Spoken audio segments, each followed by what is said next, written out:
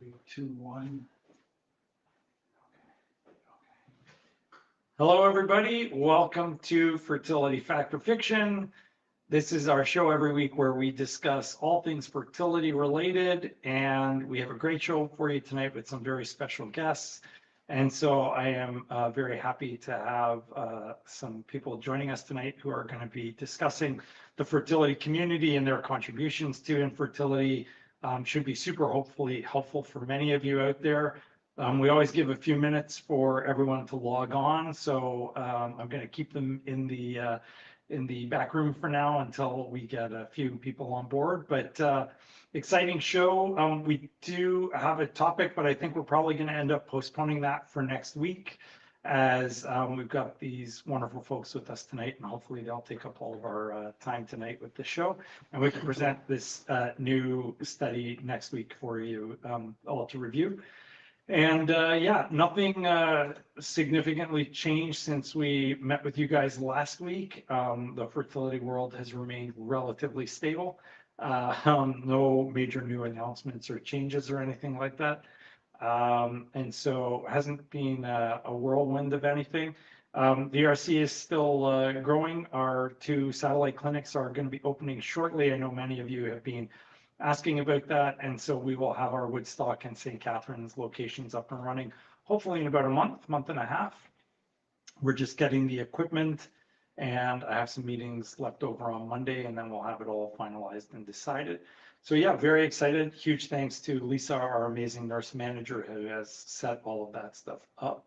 And a huge shout out to her. I think she vigorously avoids watching the show because she's terrified of all the extra work I'm creating for her. But thank you, Lisa, for all the stuff that you've done and all the work that you've put into starting the new clinic. So thank you all of you for joining online. Wonderful to have you all with us.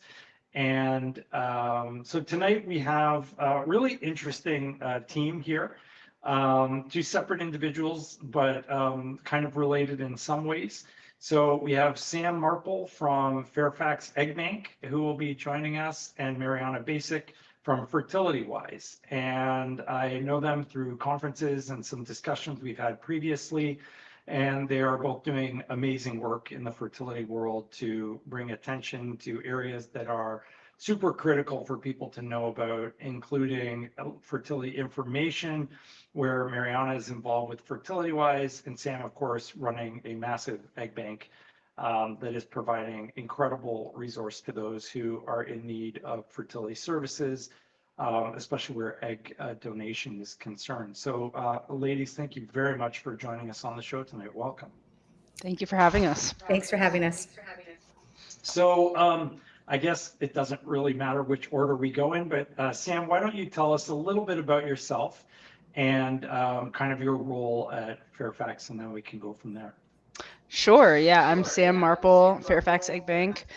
I'm the co-president there. I've been with the organization for just shy of a decade, so really came in on the ground floor. Egg banking is a relatively newer technology in relation to some of the other IVF services, and have been fortunate enough to grow with the bank over the years. And my primary focuses within the bank are the client relations team, who interfaces with intended parents, and deeply entrenched with our embryology team as well.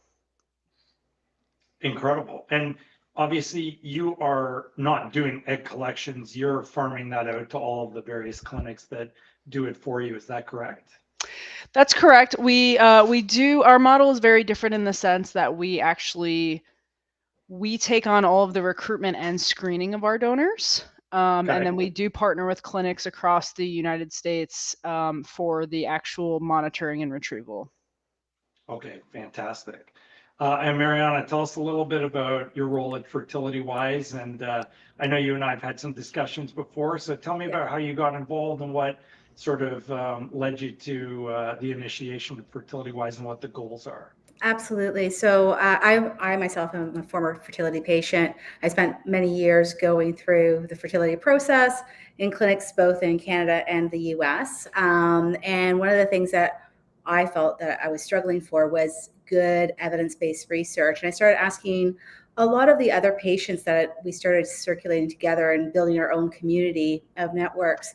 And we felt the same way. We were running across so much misinformation on social media and on Google that we actually basically said, well, why don't we form a team and get proper researchers and start answering these questions with good evidence-based research, because not every journal article is the same and not every study is the same.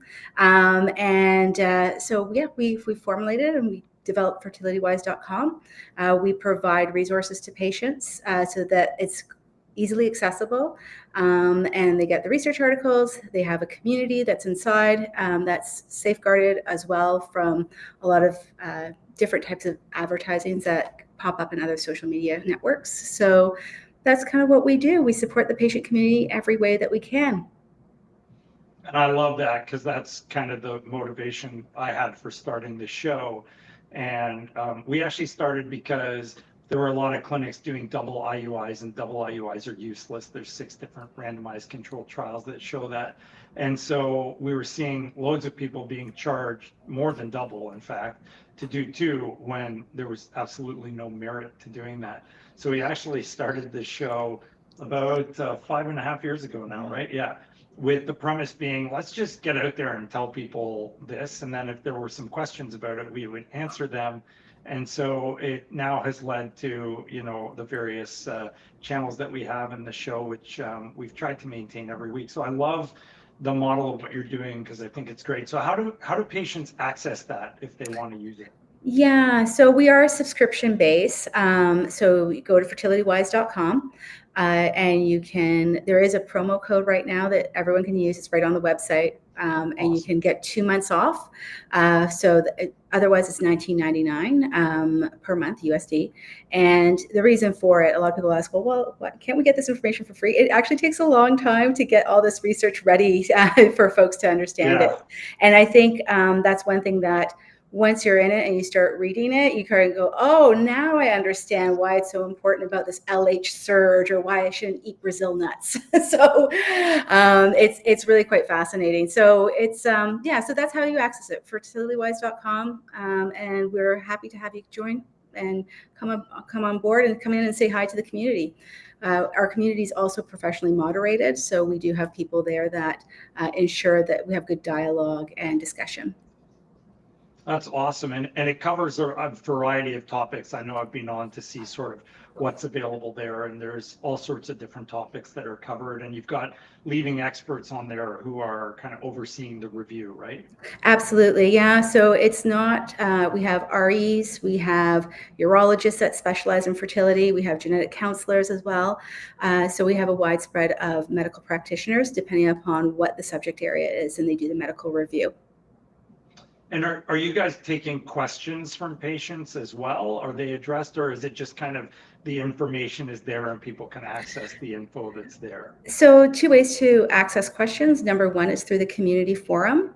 Sure. So it's a moderated space, and any questions that they ask, if it's not already available, we're happy to create articles for them. And the other way is just contact@fertilitywise.com. We're always interested in ideas and questions, and happy to research it further. Recently, it was so funny because we felt that the community kept asking about red light therapy. It was an ongoing question about red light therapy. We've had that one a few times. Yeah. So we just constructed the article and went out to find the research and what was there in the evidence. Cool. Mm-hmm. And Sam, do you find that a lot of patients are asking you guys questions that you can relate to sending back to Fertilitywise, or are you gaining your information from there as well? Like, how do you guys interact, or is there overlap in what you guys do? Yeah, absolutely. So we recently just forged a partnership with Fertilitywise. We're really excited about it. Awesome. And, we think it's going to be a great resource for intended parents and patients who just need that added layer of support. And I think it's really important for people to have a credible resource that they can go to rather than just get information from Facebook groups or from other places that may or may not be reliable. And, going through, especially going through IVF in general is, it takes a toll mentally, emotionally, financially, but, adding the added layer of third party reproduction and using someone else's gametes and grieving that loss, I think having a resource like Fertilitywise is super critical. And I'm really excited for the partnership and the support that they're going to be able to provide to our intended parents. So how does that work in the partnership? If patients are using Fairfax, they get access to Fertilitywise, or how are you guys doing that? So do you want to talk to that, Maryana? Yeah, sure thing. So right now it's, you do get access to it with a coupon code, a discount code. So Okay, we do great. have so there is access to it, the community and the articles. And then, as we continue on to build new inventive ways to partner, we will disclose that at that time. Awesome. Good. So, Sam, if I can ask, what sort of clients do you typically see who would benefit from the services Fairfax provides? Like, kind of what's the majority of the clientele that are coming to you, and what message kind of would you send out to people that are interested in using your services? Sure. I mean, we see a variety of intended parents who need services. We see a lot of folks who are advanced maternal age. We see folks with low ovarian reserve, same-sex male couples, all across the board. And I really want to stress that it's important to have support around you, making sure you have a great physician such as yourself, Dr. Victory, who can set expectations appropriately and let folks know what to kind of expect as they have to go through the donor journey. And and just ensuring that people are equipped with the right information to ask questions that are appropriate, whether it be medical questions to, again, their clinical team, or ensuring that they're getting the right information that they need while they're making this decision, because it's a big one, and it's a decision that's going to impact them and future generations, and it's something they should feel really comfortable and confident going into, and ensuring that they have the correct support and the correct information around them.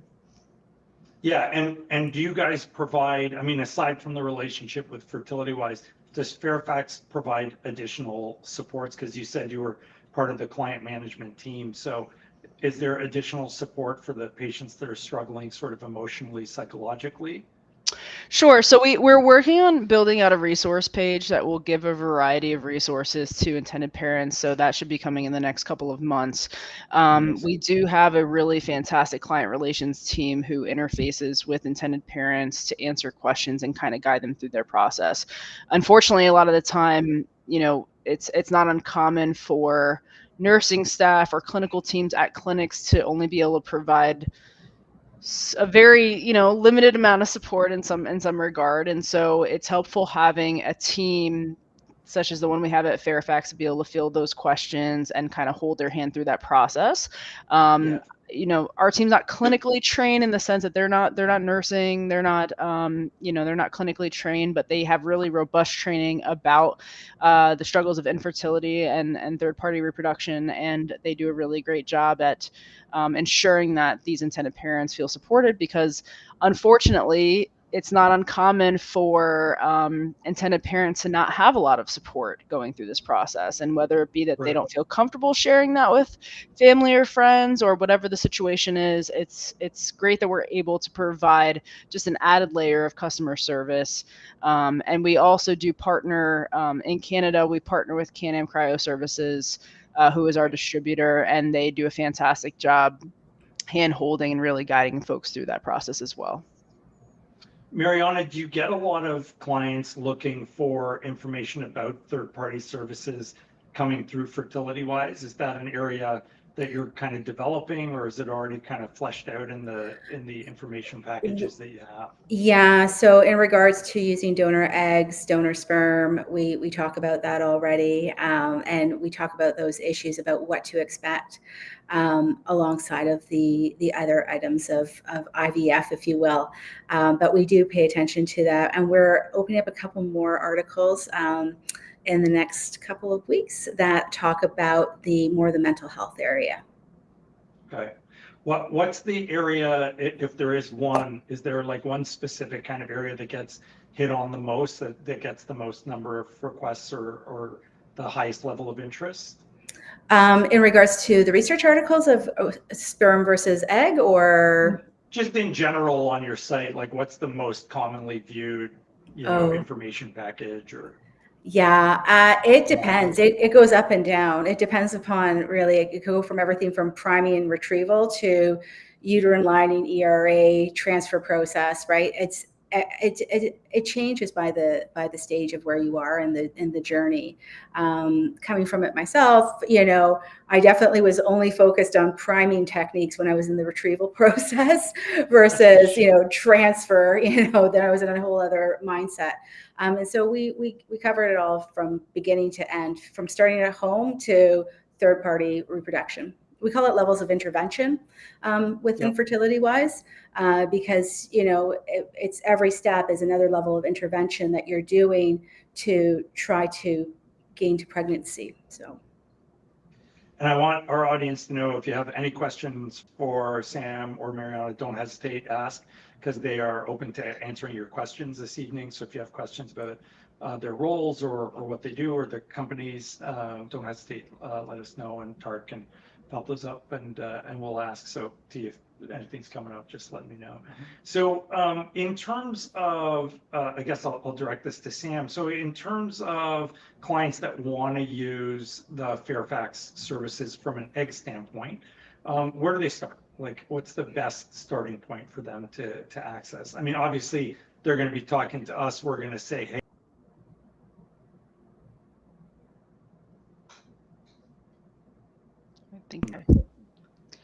Yeah, so the first step would be to create a login on fairfaxeggbank.com, and there they'll gain free access to all of our donors. Any donor you see on the website has availability, has eggs ready and available to reserve and to ship. So we don't showcase donors that don't currently have availability.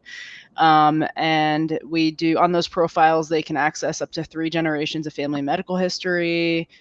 They can see personal interests of the donor, adulthood photos, childhood photos. Some donors also have stage of life photos from like their adolescence and things of that nature. Sure. Audio interviews. So it's a very robust profile. Their genetics are all on there as well, so they can identify if they're a healthy carrier for any genetic conditions. And our screening, just to kind of throw it out there, is super stringent. So less than 1% of all women who apply to become a donor will actually become a donor. It's about, super stringent. It's about 3 in every 1,000. So we have really high standards to ensure that we're giving folks the best odds possible at being successful. That's amazing. And what are you looking for? What are the criteria? Sure. So we take donors from 19 to 30. And we are looking at family medical history to ensure that's clean, that there's not, multiple occurrences of one type of issue on one side of the family throughout multiple generations. We are looking at genetic screening. There are some conditions that will automatically, not allow them to proceed forward in the program. We're doing, fertility workup, and we're looking at those numbers to ensure that they're within normal range and acceptable. So those are kind of some of the basics, and we want to ensure that we have a diverse portfolio, that there are donor options out there for every person from all backgrounds. So we work really hard to ensure that we have a robust diversity to our portfolio as well. How many donor samples or donors have you got so far right now?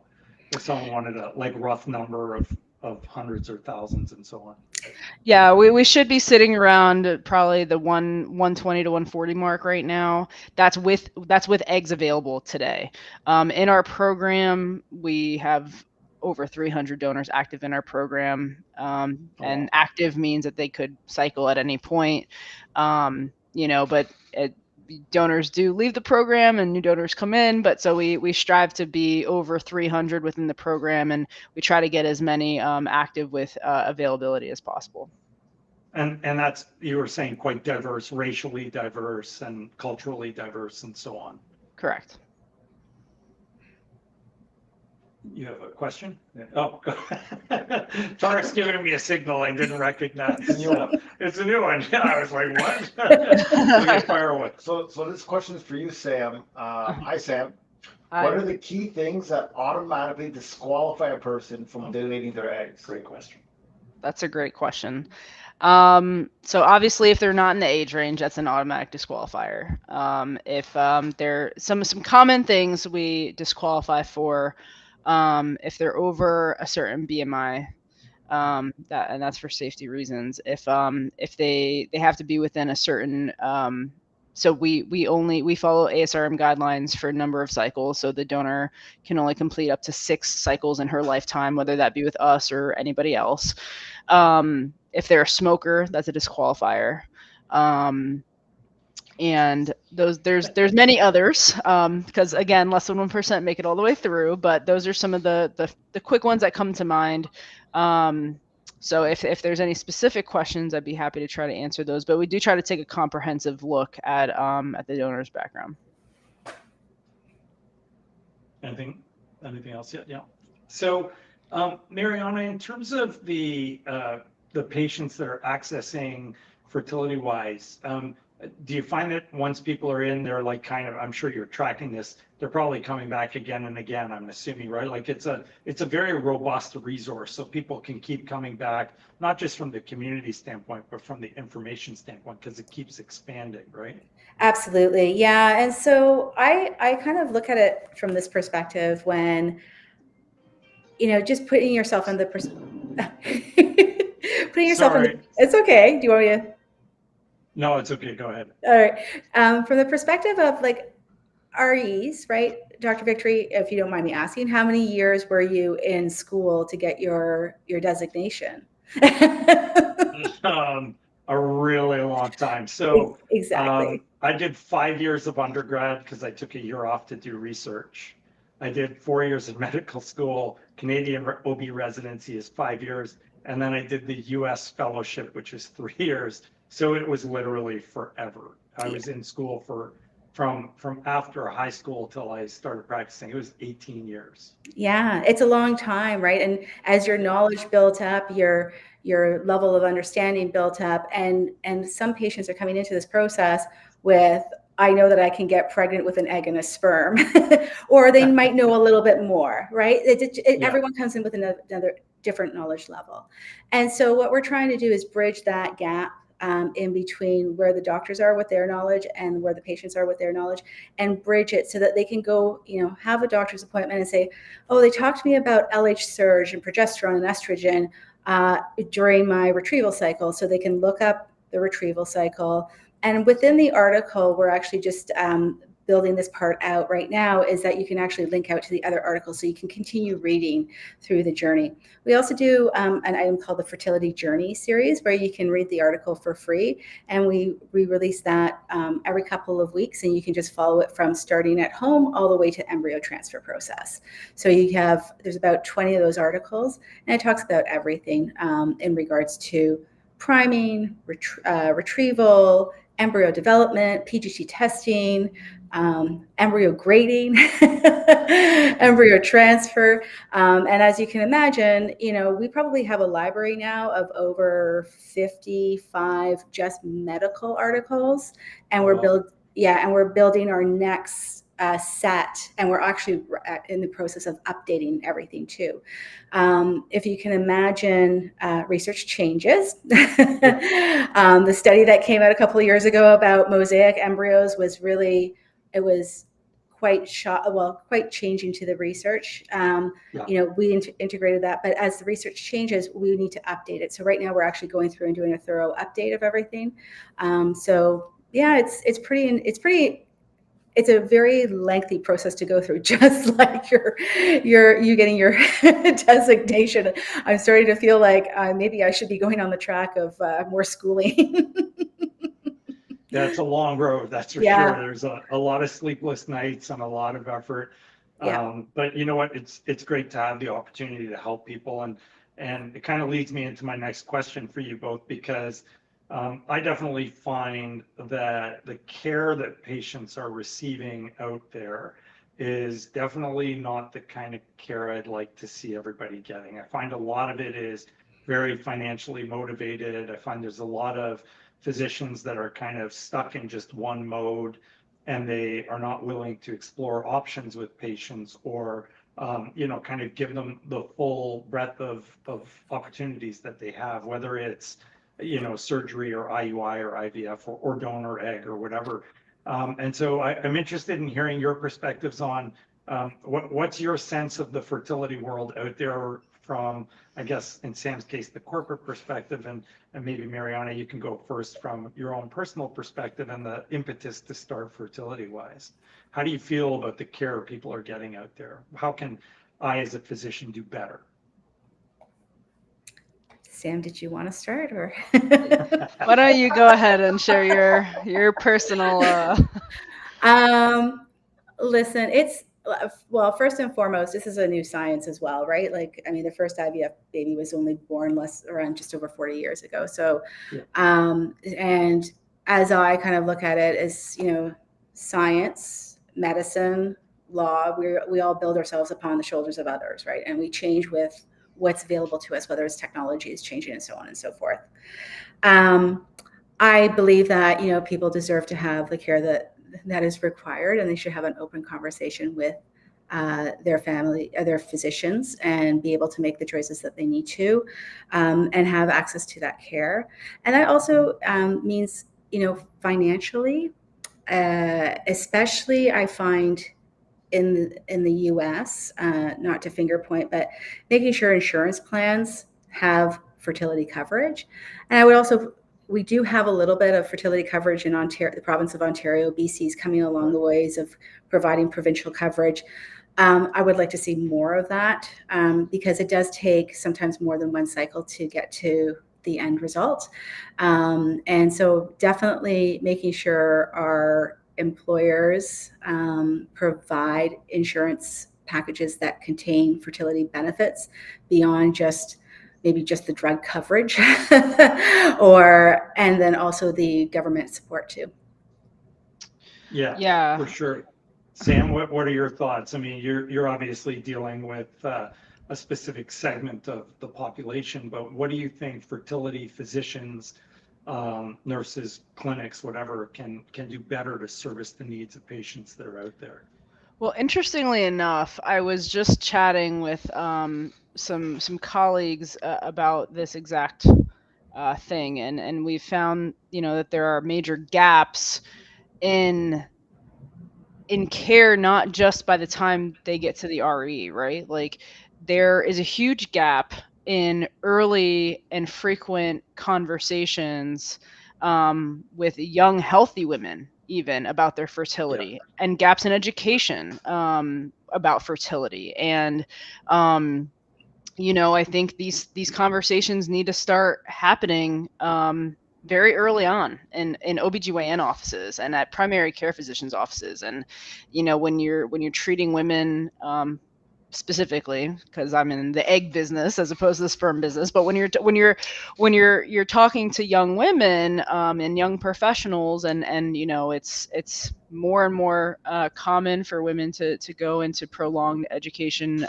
and focus on career paths. I think these are conversations that need to be happening early and often, and that way people understand what the expectations are.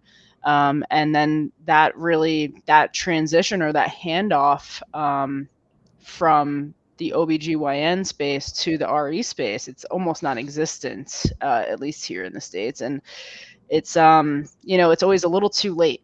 And then people find themselves in this position where they're having to utilize these services. And we're super fortunate that we live in a time where they exist and they're fairly accessible. But to Maryana's point, there's still a lot of inequities, and there's still a lot of barriers to care. And we have come a long way. I mean, Progeny is doing amazing things in the space, providing insurance benefits to folks, and it's a move in the right direction. And I think we're going to start seeing other organizations kind of following suit.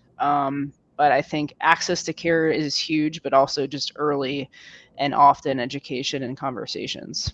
Yeah, I definitely echo what you're saying, Sam, just especially from the primary provider and the OBGYN sequence, and then to the RE. Like, it would be great if we start having those conversations earlier, if not, younger, just to know, like really understand what does it mean of how many eggs you actually have versus, what's the egg quality as you age. And that would be really, I think, beneficial if we start teaching folks a bit younger. But also to this point too, it's quite interesting to see the number of men that I know in my friendship circles that didn't think about sperm quality at all, right? And then Right. and then you have a conversation. It's never our fault. That's what I always hear. The guys come in, it's like, it's got to be the woman. I'm fine. Yeah, So yeah. They don't get it. Yeah. No, and it's really quite interesting because I'll have these conversations, sometimes at a party because I talk about fertility all the time, apparently, and draw the diagrams. And honestly, it's really interesting to see how men were like, I didn't know that we had I thought we were just didn't have a role to play in fertility issues. And it's like, oh no, you do. You really do. Yeah, it's still half of the equation, right? I mean, Yeah. It's definitely, and I mean, male fertility is declining. That's also a factor. And, but to answer your question, Dr. Victory, I think an important piece of the puzzle is also ensuring that expectations are being set appropriately. And so as it pertains, whether it's, like you said, an IUI, IVF, or third party, whatever the situation is, ensuring that when folks are going into this process, they understand what the odds actually are, what it may take to get there, that they may never get there. The hope is that we do get them there and that they are successful, but it's not a perfect science, and it is a young science, and we still are learning things, and things are changing every single day.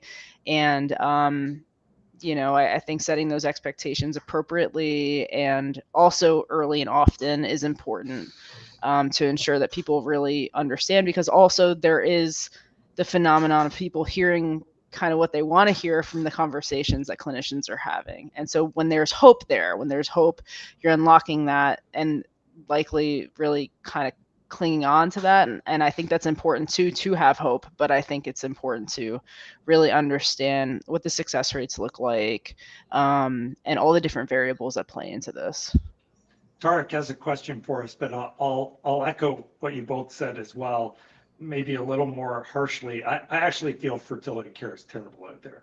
I feel people are just not getting the right information, which is why I'm really thrilled to hear you guys say that we need to do a good job of informing people. We do. As physicians, I think there's a lot of business and financial motivation built into this to not necessarily not provide everybody with all the information, but there are efficiency issues and how much time you have to spend with patients and being cognizant of the cost of running a practice and so on, that sometimes skew the discussion to being leaner than it should be.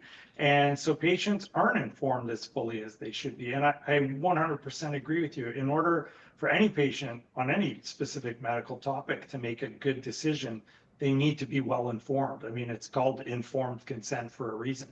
And I don't think we do a good enough job of informing patients. So having something like Fertilitywise, where patients can get the information, or a really picky egg bank, which is being meticulous in making sure that they are selecting amazing candidates, it makes a difference. I mean, these are the places where I can send my patients to, feeling comfortable that they are going to get the same level of care that we try to provide them with. T, you have a question you wanted to ask? Yeah, tuning in from Chow Cucina. Thanks for the recommendation. Oh, I know who that is. Yeah. Are there live baby guarantees with donor eggs? And what percentage of East Indian donors are there with your egg bank? I'll quickly address the live baby guarantee part. We have them with fresh egg donations, and I know that with frozen eggs, some services do. Sam, does Fairfax offer that? Not at this time. It's something we are constantly evaluating, and maybe in the future we will see. But as of right now, we don't have any live birth guarantees. And as far as Indian donors. So I don't believe we have any currently with eggs available right now. We do have a few donors in our program. I will say there are certain ethnicities that are in very high demand, and that is one of them. And as soon as we get a donor that cycles, if we're able to get 2 or 3 cohorts from that donor, those eggs are usually reserved within a matter of hours. Oh, wow. Hours.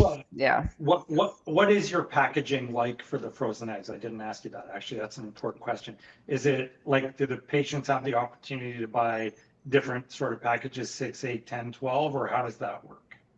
So yeah, we sell them in cohorts of a minimum of 6. It's 6 to 8, depending on availability. Most commonly, those cohorts will be of 6.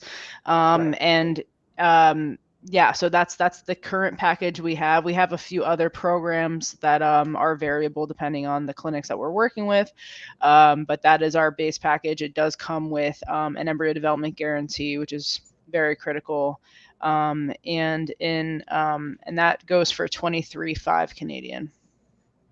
Okay, and how many embryos are they guaranteed? 1 blastocyst? We guarantee 1. We guarantee 1 blastocyst. And if that's not reached for whatever reason, and the sperm criteria is met, because we do, just like Maryana pointed out, we do have sperm criteria. And for what it's worth, though, our sperm criteria is very lenient. So as long as that criteria is met, then we will replace the cohort at no additional cost if an embryo is not achieved in that first go round. Wow, and I'm assuming that doesn't happen very often, obviously, right? So it does not happen very often, and around 70%. So to put into perspective, we're the largest open network egg bank. We work with over 450 different lab locations. So 70% of the time, cases have at least 2 or more. So just because we only guarantee 1 doesn't mean you're only going to get 1. We see many cases that have, fantastic blastulation rates. Awesome. Nothing else? Maryana, what do you want patients to kind of think about when they're going through their journey? I mean, obviously you're on top of all this information. You went through it yourself. What message do you think patients should receive when they're going through their fertility journey? What's like the most critical part of it all? Oh, I think one of it's not going to happen overnight. I think that's really one of the things that, from if you're telling your friends and family to your own expectations, it is a journey. You're going to have to walk through this. There's going to be up days, there's going to be down days, but you're going to get through it. And there's lots of different ways of assistance, right? So whether it's, just dealing with your RNs and REs and talking to the team at the clinic, to going out and getting counseling services if you so need it. We have Fertilitywise if you want educational resources about the different aspects of fertility, and then also a safe community that's safely moderated. Be careful about the misinformation that's out there. A lot of people like to get into that misinformation, like the Brazil nuts and palms juice. And I get it, you want to have that hope, but, at the same time, if you can't find the Brazil nuts from Amazon.com, don't get stressed out about it. So, and it is a long journey, but there's lots of people here to support you. You might feel like you're alone at times, but you're not in it on your own, whether it's your clinic, other people, other resources, Fertilitywise, an agency like Sam's. There are other resources that are around you. Sam, what do you think is the most important factor for patients that are considering an egg donation? Like what should they be thinking about or looking for as they start their journey? I think what's really important is to be open. Again, when you're having to sacrifice your own genetics and having to compromise and use a donor, it's very easy to get caught up in having like a laundry list of checklist items. And what I often tell folks is if you're waiting for that perfect donor to come along, you're going to be waiting a long time. Especially when we have such high levels of screening. You're not going to have everybody that checks everything off the list. And so I really try to hone in on the non-negotiables versus the nice to haves. and just having an open mind, and we have criteria when you go to log in and filters that you can set, and those are great to use. But I caution people on using them, because you set all these filters, you might miss out on somebody who is the perfect match for you, but maybe she didn't pop up because she was 1 inch too short, Right. Right. or what have you. And so I think it's really important keeping an open mind and not just looking at trying to find someone that resembles you. Obviously, that's usually what people want, and that's great. But also take a step back, look at your family photo. You know what I mean? Look at all the different people that are in your bloodline, and think about how different a lot of people look. And so just Right. try to focus on finding someone who meets the bill, but not getting so caught up in the specifics that you end up postponing this journey even further, or perhaps just not pulling the trigger because it's scary. It's definitely scary. And I think so just keeping an open mind and really having a strong support system around you. And I cannot state enough how important mental health support really is in this journey, because it's a lot, and your child is going to depend on you, and you need to be in the right headspace, and also making sure that people are keeping up on the best practice as it pertains to having a donor conceived child. I think that's an important thing that folks are starting to talk more about, but ensuring that you're reading and educating yourself about what that means, and what best practice is for donor conceived people, and helping to raise a donor conceived child. I have a donor conceived son, and we often in early communication about him being donor conceived and what that means, and we talk about his half siblings, and it's everybody has to do what's comfortable for them, but just making sure that people are aware about what that best practice looks like. Yeah, and in Canada, it's mandatory to have psychological counseling. So we have a social worker that goes through all of that stuff with our patients, and every center here does, because they have to have that kind of backup and support system in place before they even begin the journey. So I agree. I think that's really critical. And Mariana, I agree as well. I think timeline is huge. Again, educating patients is a huge thing, and that's why we have this show, obviously, why you have Fertilitywise. It's so critical to inform patients, because there is a ton of misinformation. There are entire practices with multiple locations out there that are selling services to patients that are bordering on fraudulent. They don't work. The data doesn't support it. And the idea that they are doing something that the rest of us are not doing is just not valid or validated by any scientific information out there. So I too am a big believer in A, being very honest with patients, and B, being very protective of the patients. That's why we do this. It's to protect people from, getting care that is either inappropriate or not ideal for them. And I think it can go to extremes. I was just in the UK at the London Fertility Show last weekend, where they have something called the HFEA. And the HFEA is an oversight body that actually doesn't allow clinics to provide certain services. And sometimes it can be things that are useful, like there are certain immune therapies which do show benefit, and they won't let them do it because there isn't 10 different randomized controlled trials. But for example, there's meta-analyses out there now that do show benefit. So I think that it can go too far sometimes, but I think overall, all of us in this fertility space need to do a better job of educating our patients, listening to our patients, and then offering them options so that they are not kind of left with just the one track of you need IVF immediately. I think one of my dear patients and dear friends now said, patients that come to you with infertility are traumatized, and they've lost control because of this trauma. And the most important thing we can do for them is restore that control. And the best way to do that is educate them and then offer them options, because at least now they're back in control of what choice they're going to make. So I love the fact that you're doing that and facilitating that. So that's great. I think we are looking to start answering some of the questions. So I'd love for you guys to, you're welcome to stay on if you like. We're going to start taking questions from patients.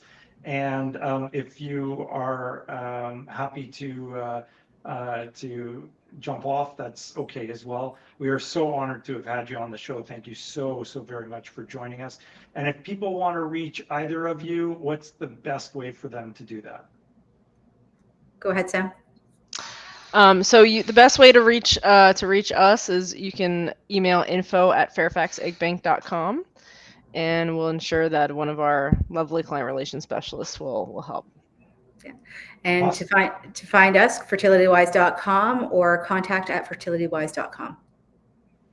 Amazing. Thank you so very much. Again, really appreciate you being here.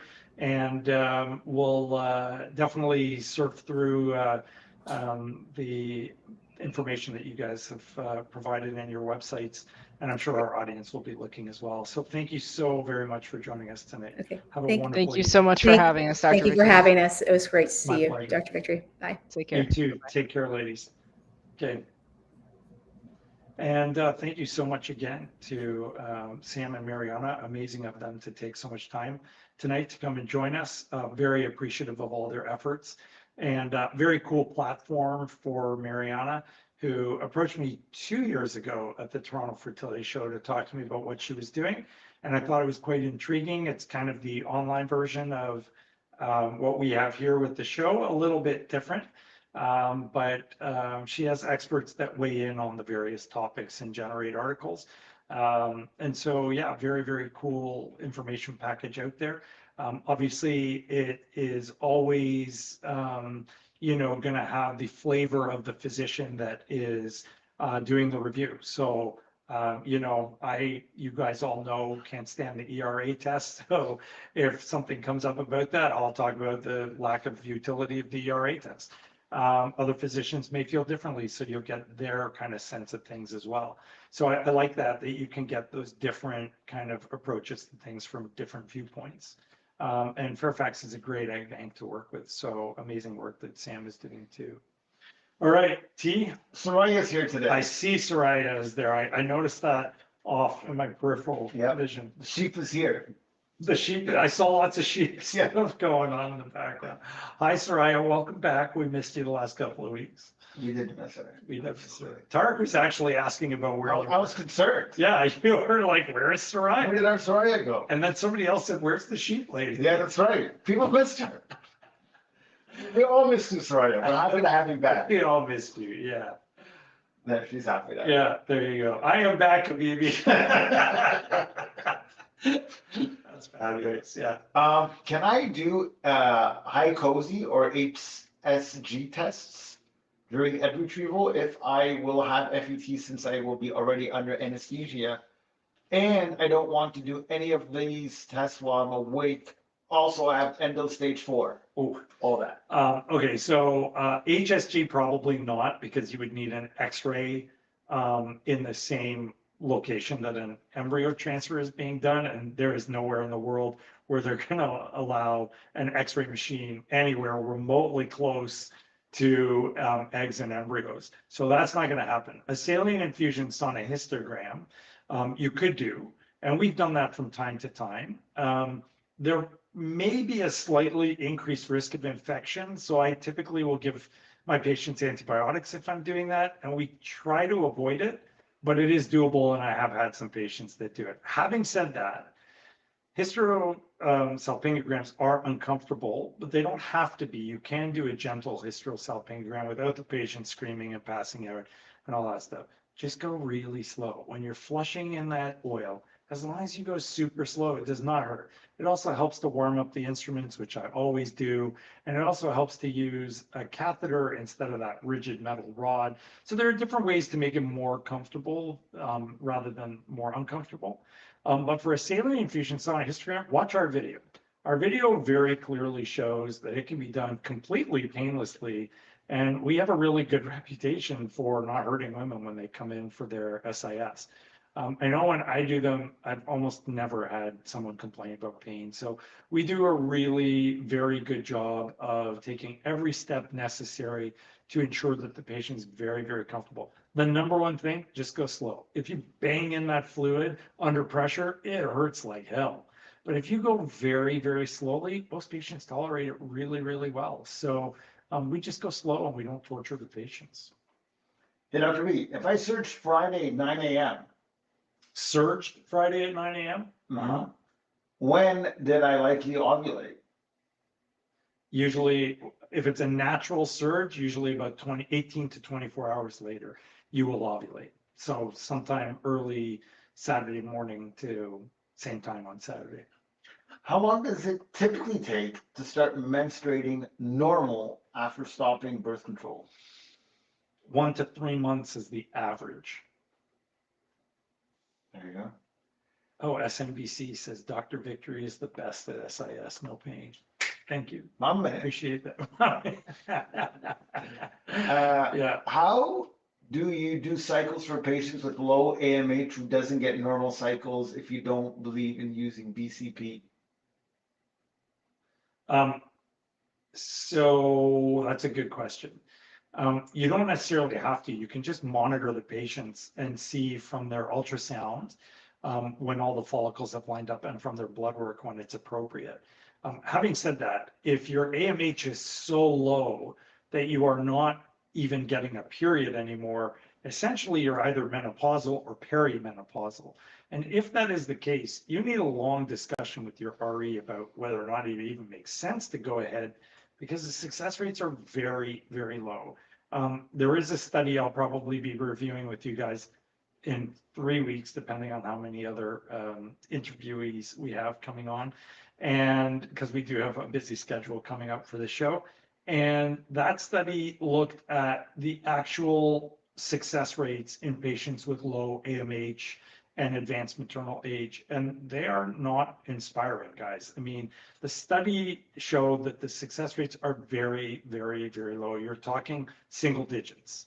So patients need to know that. People get into it thinking, oh, I can get 1 or 2 eggs, I'm going to have a 50, 60% chance. No, you're going to have like a 5 or 6% chance. So you need to know what you're getting into. Now, if you're comfortable with that chance and you want to proceed, then a good center will just monitor you. Because Lord knows, if you take birth control and you already have suppressed ovaries, you're just going to get nothing. Like, that's not going to work. We're putting Tarek to sleep here. He's yawning off in the corner. Were you up late last night or something? No. I think it's just the food. Too much food? The food is starting to pull me down. You want some chocolate? Get some caffeine. No, I'm good. Good evening, doctors. This is just the day. He loves that. Yeah, he loves it when you call him a doctor. Oh, followed up with, hi, Dr. D and Dr. T.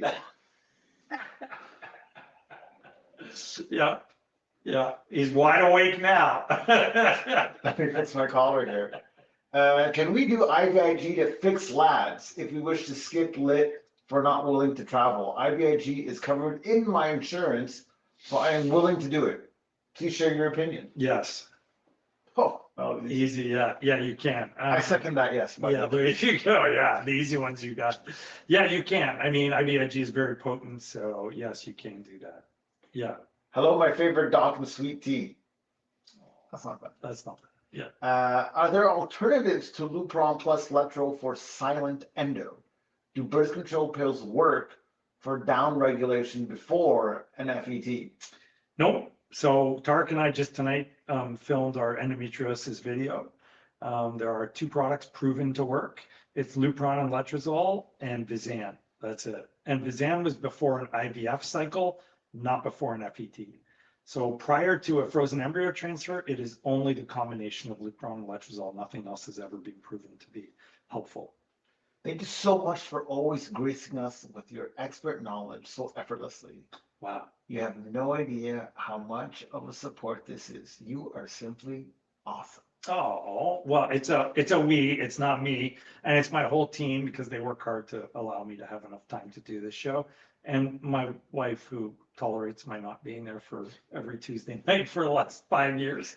So yeah, it's a whole team effort, and I am blessed with amazing people all around me, including my highly valuable colleague, Dr. Derek Ibrahim. So yeah, we do this as a team. I couldn't do any of it without him, or without the rest of the support we have doing it. And Mervette, Tarek's wife, who also, and his 5 kids, who put up with the fact that we're here all the time. So yeah, It's a good day. sacrifices from everyone. Sacrifice, Yeah, absolutely. yeah. Hello, Hello. can you talk about implantation bleeding? So there are patients where the implantation of the embryo can trigger a vascular response, which can cause bleeding. Some people consider it a good sign. I don't actually consider it a good sign, because any bleeding in any pregnancy is not normal, but it's not necessarily a bad sign. So you don't have to panic if you have an implantation bleed, but any bleeding is not normal, so it should always be evaluated. Hi, Dr. V. I have PCOS, ovulate on my own, but usually late, around day 20 something. We want to do IUI. Would you recommend letrozole or Puregon? My doctor says Puregon, but afraid of multiples. I mean, if they're being careful with the Puregon, you shouldn't be getting into risk of multiples, and it will yield a higher success rate. Letrozole is the starting point.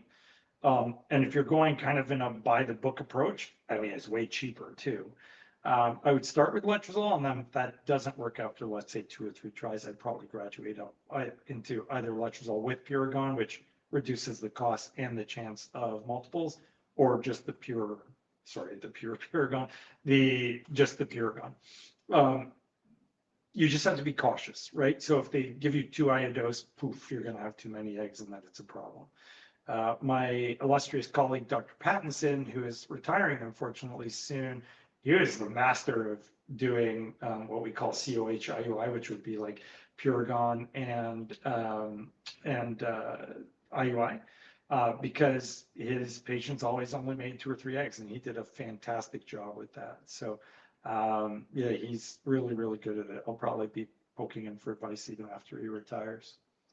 Doc, Which one of us is that now? that's a great question. I didn't even catch that. Yeah, there you go. Let's just say no. Yeah. Some comments in this live were filtered to protect the community's experience. What did I say that when?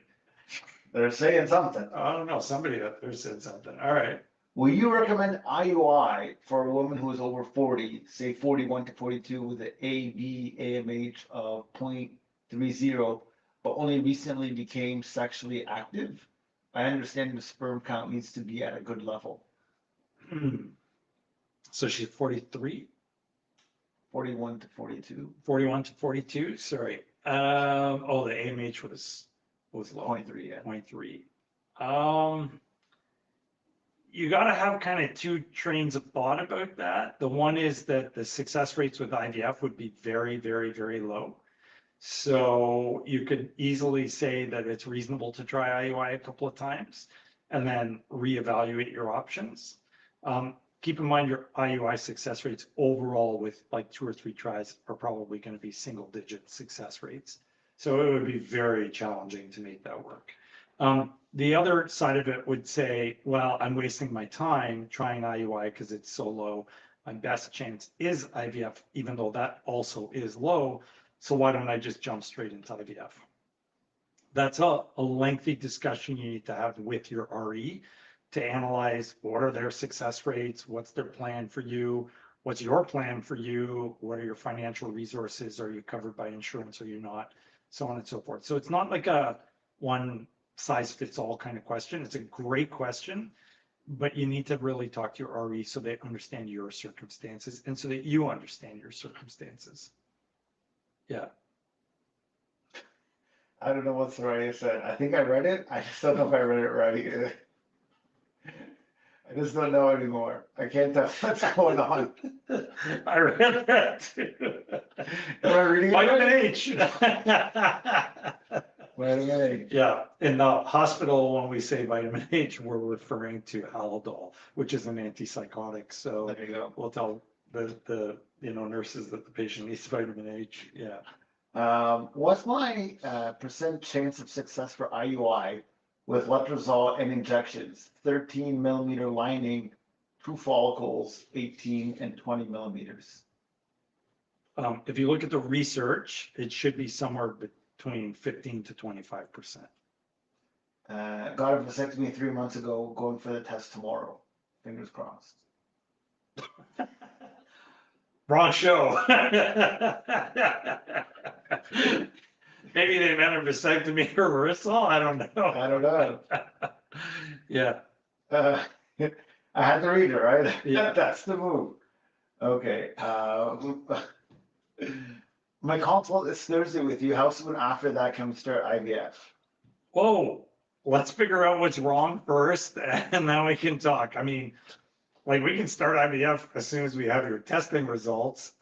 So, usually very quickly if necessary, but I'm not a rusher in fertility. I'm think of everything, dot every I, cross every T so that you get one cycle and it works in one try. I do not believe in bringing people back for multiple cycles. We always jokingly say failing really doesn't work very well when your last name is Victory. It's not a good look. So we try to make sure that we maximize the efficiency of your time and your dollars so you don't have to come back for multiple tries. I missed fertility after dark a few weeks. Glad I caught you this time. Yeah, Soraya says it's vitamin Habibi now. That's why I said vitamin H. Yeah.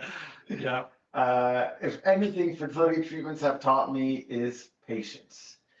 Yeah, that's amazing. I mean, I gotta tell you guys, I'm a very, very, very, very patient person, but it would be hard. Like I feel you are all warriors going through this. We do our best to support you, but no matter how much you support a patient, this is a brutal thing to go through. It's tough. So my heart goes out to all of you. I'm always in awe and I respect everything you guys go through for sure. If I write a poem as comedic relief to the struggle of the first trimester, can we all hear T read it? Yes, I think we would make an exception for that and say yes. Roses It'd be are my red. poetry contribution. Roses are red, violets are blue. The first trimester sucked. How about you? Yeah, yeah. It's an endless. I just came up with that. Yeah, Oh, hi, doctors. Yes, hello. there you go. Yeah. They even gave a wink emoji just to egg it on. Excellent. Yeah. Does it matter when stimulation start in the luteal phase? My clinic tends to start late luteal, but I hear most others do 5 days after ovulation. I've never tried it later than 5 days after ovulation. We've done it earlier, but I've never done it later, and I've never seen a study that started it later. Having said that, the cancer data shows that it absolutely doesn't matter where in your cycle you start your stim, so it shouldn't. I had 35 follicles Whoa. 2 days before egg retrieval. Okay, that's awesome. I did trigger shot that day, and then 2 days after, they only retrieved 15 eggs. Why is that big decline? I have PCOS, AMH 40, age 34. Either you pre-released or you didn't release, although that's weird because you released 15, or they didn't get them all. Sometimes so egg retrieval is a very delicate process. Your needle is connected to a test tube. The test tube is connected to a tube, which goes to a suction device. That suction device needs to be calibrated, and we constantly recalibrate ours to make sure that we are giving the right suction pressure. And then each needle from every different company has specific pressures you're supposed to follow. You'll actually find if you read the scientific literature, some places don't actually follow what they're even supposed to do. And eggs are actually susceptible to what's called shear forces, SHEER, where it can like get torn if it's going too fast through the suction. So, you could harm your eggs. They may be ending up with either nothing if it's too slow or damaged eggs if it's too fast. So, yeah, I'm assuming we're staying on for a bit because. Whatever you want. Yeah, we'll stay on for a few minutes. Someone said in the comments, I heard Diddy has good sperm. Maybe that's what they're trying to protect our audience from. Yeah, Fertility after dark, once 9 o'clock hits. yeah. Common school berserk. Yeah, Can too much estrogen cause implantation failure? yes, absolutely. That's been shown many times. That's why the letrozole protocol has the highest success and HRT has the lowest success and the highest miscarriage rate. Some people died on the comment about Diddy. They're like, oh my God. Yeah, we said it right here. Yeah, I didn't follow that whole thing. I guess he It's wild. beat up his girlfriend or wife or something on video. Yeah, in the hotel. They got him dragging her. And that's what they got, quote unquote, on video. It's a disaster. Yeah, disaster. Lock him up and throw away the keys. Throw it out. Is it normal? When you, okay, wait. Let's talk take a about moment. this for a second. Sure, Okay. sure. You're the dad of the girl that got beat up. Yeah, You and I are Middle Eastern. yeah. The guy Baseball is bats, in right. deep trouble. Yes, yeah. Yeah. It's one of those moves where it's like, I really don't care what the reason is. Yeah. You know what I mean? You'd call me, It's done. yeah, like, It's just, it's I'm done. not cool with I'm not even promising, he'll be able to walk after.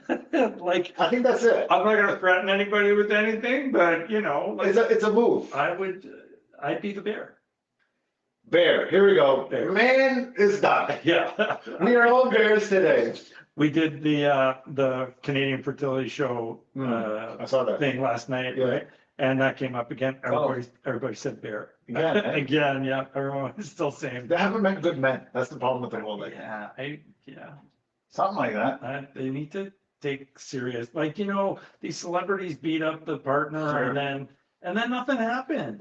I would like to say Nothing happens. that a bear, well, because he ran, eh? Like he went to like South America someplace. Yeah, find the guy. No, the Seize all his assets. jurisdiction rules. Yeah, but seize his assets. Like, Yeah. come on. We live in It's this a big story. I think. ridiculous society where You can get away with if you stuff. can beat up a woman and get away with it, come on.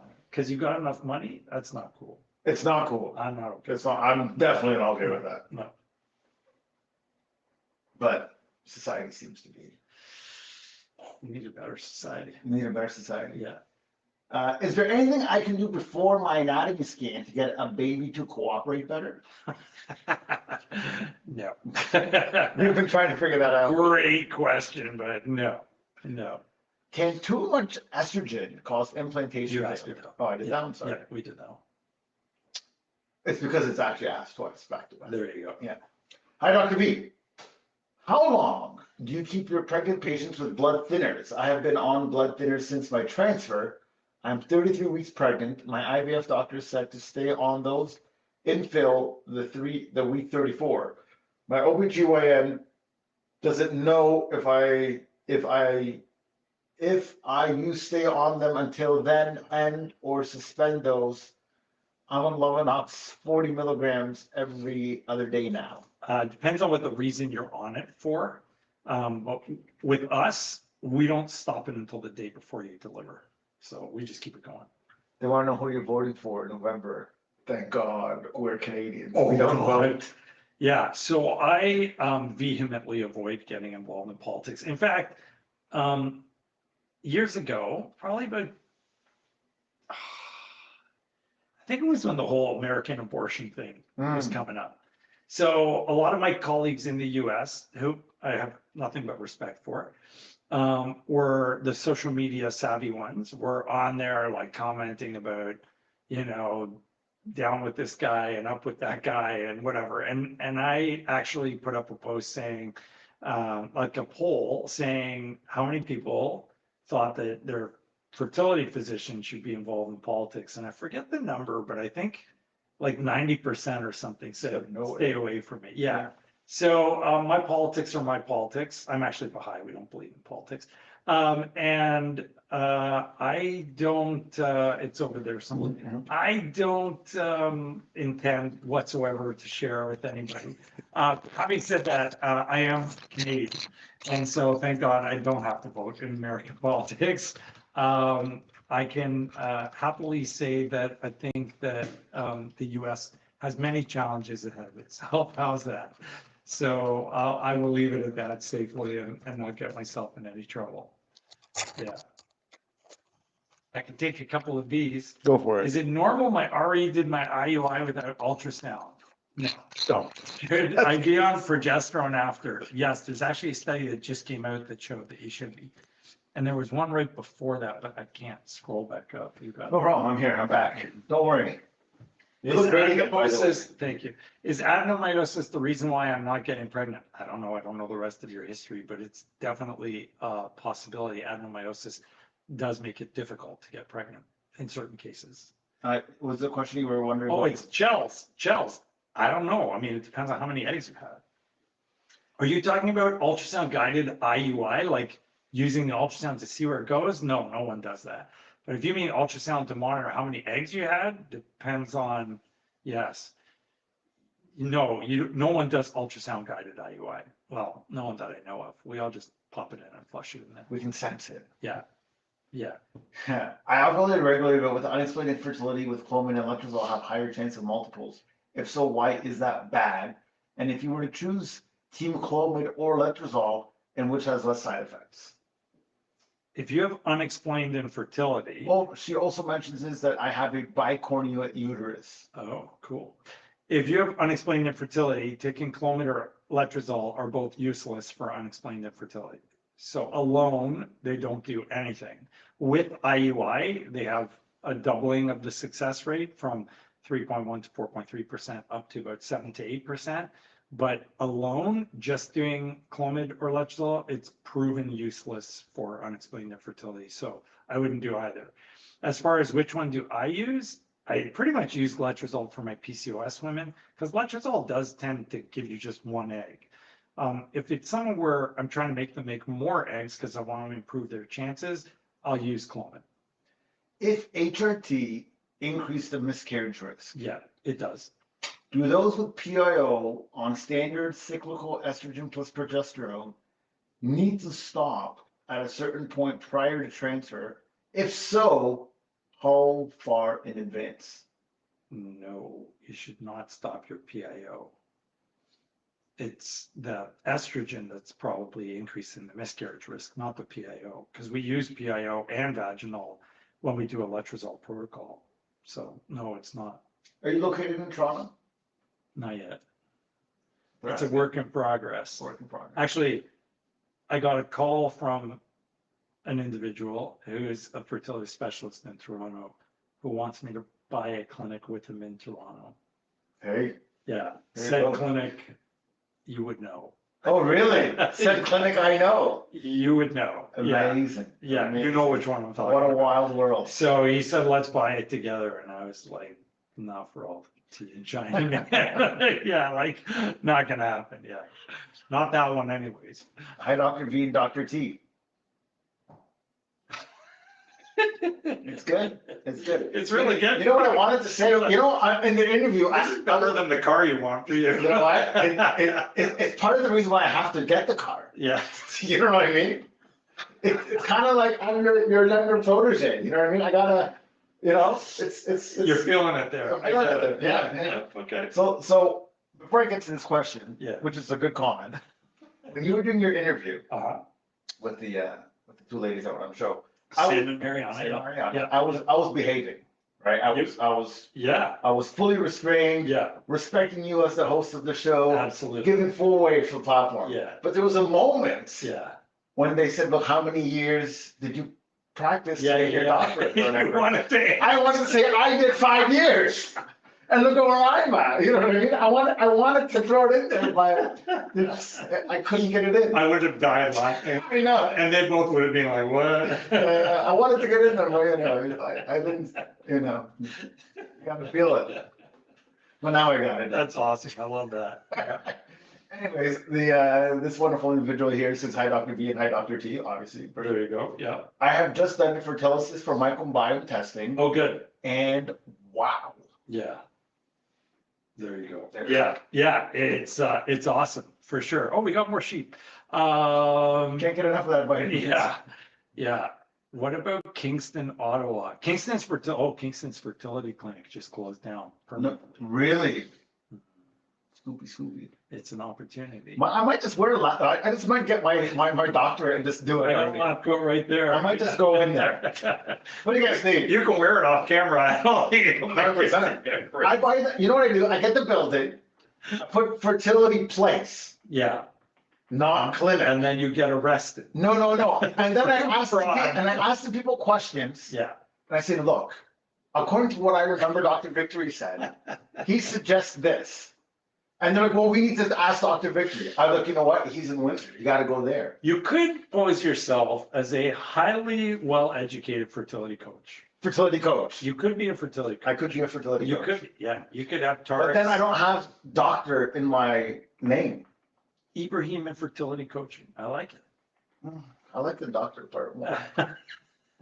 I feel better. They have to be in quotation. Yeah, I'm okay with quotations. No one can read parentheses. Yeah. You know, you have a business card, parentheses, doctor, no one's gonna say that out You loud. can get a PhD in web design or whatever. Yeah, but that, no one cares about this stuff, you know. This is a skill or a talent that's, Yeah, but then you could call yourself doctor. I will call myself doctor for sure. No one would know. It's a matter of time before I just straight from from Tarek to doctor. That's great. That way, no one can say doctor, doctor Ibrahim. Then I've won. Then you won, yeah. Yeah. I'm still calling you Tarek. Yeah, that's okay. You know my real name.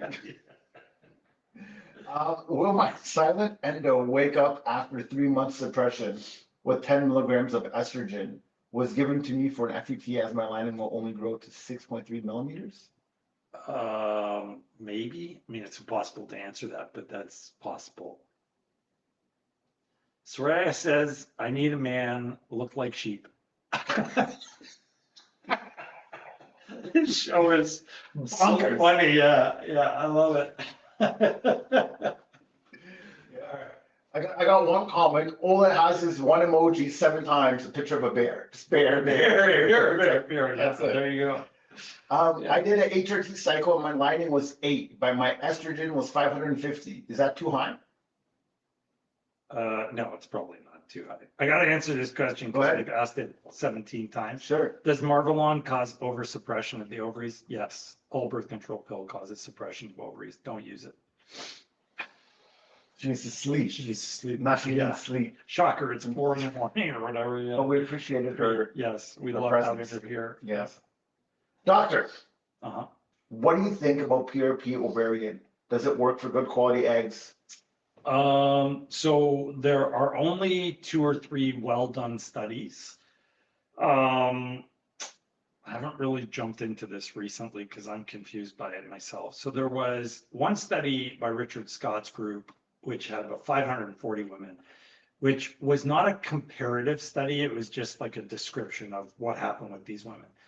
So about 15% of them, I think was the final number, actually ended up having a baby, which is decent in a group where the chances were terrible prior to that. But then there was a study which showed that PRP actually increased the number of eggs that were retrieved. And then I think about 2 weeks ago, there was a new center, multi-center randomized controlled trial study, although it wasn't controlled the right way, where they actually showed there was no benefit to doing it. So I'm super careful about it. Someone asked me yesterday, I'm 43, I think she said she was 42 or 43. She had an AMH of 0.3 picomoles, which is very, very, very low. And she said, do you do PRP? And my response was, yeah, but it's not going to help someone like that because we still got genetics and we've still got math, and it's still going to be very, very difficult. So my personal view is, yes, it will help some people, but they absolutely need to be fully informed on what they're getting. Without getting into corporate specifics so that I don't get myself in trouble, this idea of ovarian rejuvenation does not work the way people are being told that it does. Yes, there may be some people that will benefit, but by and large, it's not what everybody thinks it is. And you must understand the math. You must understand the math. Hugely, hugely important. Okay, it is very late. It's 9:20. I love you guys. Thank you so much. I hope you guys have a wonderful evening. Chels, it was okay. I saw your numbers. Have a great evening, and we will see you next week. Do we have someone on with us next week? No one? So next week, we will talk about the article I was going to discuss tonight, which is if you are doing IVF more than once, should you change the protocol because maybe it'll help you, or should you not change the protocol because maybe it doesn't help you? We'll let you know next week. Stay tuned. Have a great evening, guys. And